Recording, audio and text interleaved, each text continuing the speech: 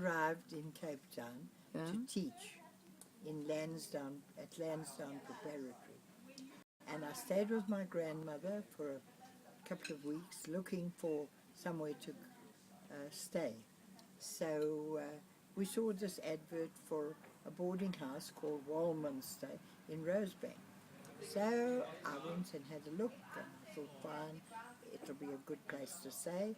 So Uncle Gerald, who was my mother's eldest brother, took me in my suitcases and we went to Walminster. And I moved in. On a Sunday morning, I went down to breakfast because it was breakfast, lunch and dinner boarding house.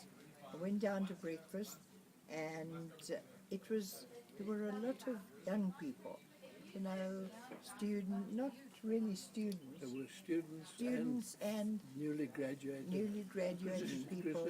Just below Cape Town University, so it's a university place.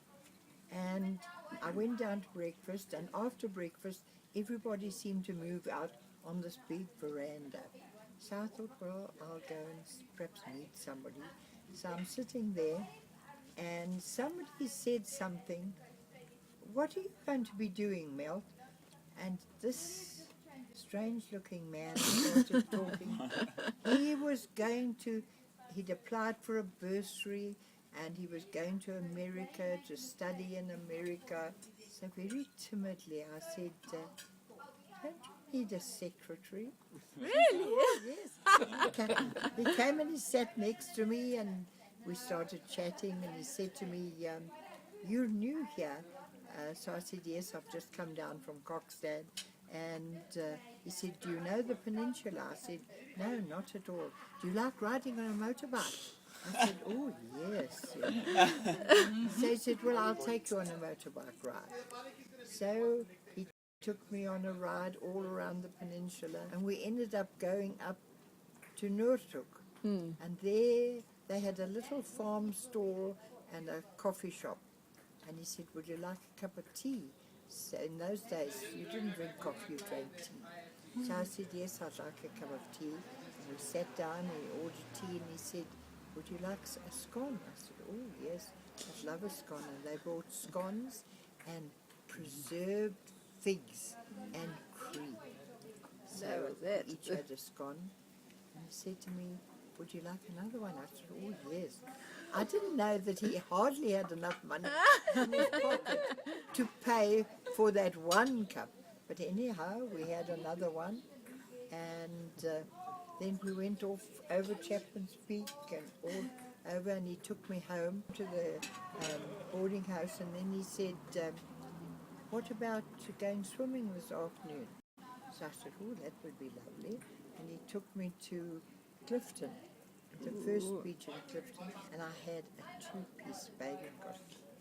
Pale blue, raw and lace up the sides. Your mother let you out of Kokstad with that? And you know where I bought Get it? away with that! I wrote into the newspaper, the Natal Witness, they were advertising, and I got it on mail or sent my money in, and I got this. You got it on APRA. I got it. Anyhow, we went to into Clifton newspapers ever and we since. lay on the beach and we chatted. Then he took me home and he said, which church do you go to? So I said, the Methodist church. Oh, he said, so do I. Liar.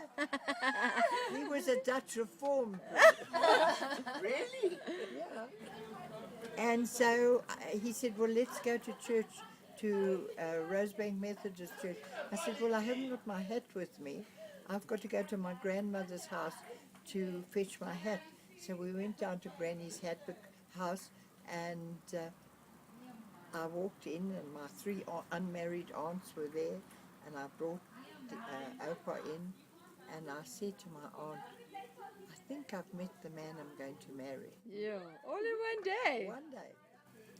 So I got my hat and we went to church, and after that, rest is You hear the history. comments from the old granny. she phoned me, or I spoke to her the next week, and she said, have you met his parents? So I said, no, I've met his mother, his father's dead, what's she like? I said, she's very nice. I said, you know, he's very dark. Because she thought he was coloured. Because he was so sunny. But you were also in Italy and all of that for the war. So I said, but he's got blue eyes, he said. She said, Doesn't count. some of them have also got blue eyes. So I married the old coloured. Now, a week after he met me, he asked me out on a date. And he drove me up to Rhodes Memorial in his standard motor car. And I said to myself, I hope he's not going to kiss me. I don't want to kiss this bloke on a first date. And unfortunately, he did kiss me. I think that was the day I asked you to marry me. I can't remember. It's a first date, but You we've knew been what you were living in- getting. We were living in the same boarding house. We saw one another. An entire week. A whole week, yeah. So No. who popped the question? I You can't can't remember. honestly remember. We just assumed that it was going to happen. And then, I mean, we met at the end of October, and then on Christmas Eve we had our engagement party. Nice. Got engaged And then married in March. and married in March. We booked the hotel, and we just had tea and cake and champagne. Nice. And I was half an hour late for the wedding, and which put all the arrangements out because we'd booked to go on the train on honeymoon. He had loaded his motorbike on the train, and we were going to go from Cape Town to George by train, and then on the motorbike from George to Wilderness for our honeymoon. And I was half an hour late, so we had to rush everything at the reception because You had to get there. Train left at 4 train p.m. left at 4. So we had to finish everything. And I said, you know, can't we have the toasts now to our master of ceremony? He said, no, they haven't even brought the champagne yet. Why were you late? Just getting ready. No.